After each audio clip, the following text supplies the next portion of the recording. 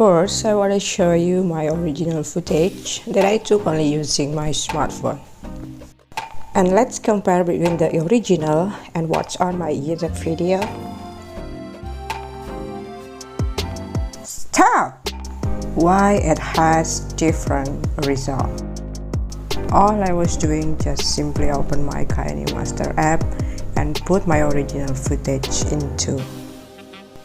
And let's replay once more just to make sure that I chose the right footage.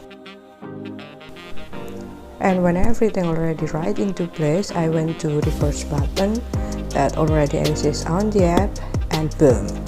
Now we have a reverse video. As simple as that.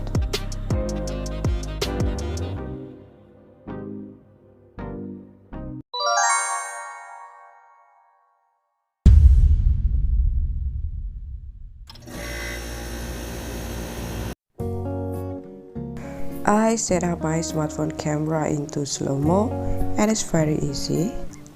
It's gonna different each phone depends on brand and series, I believe.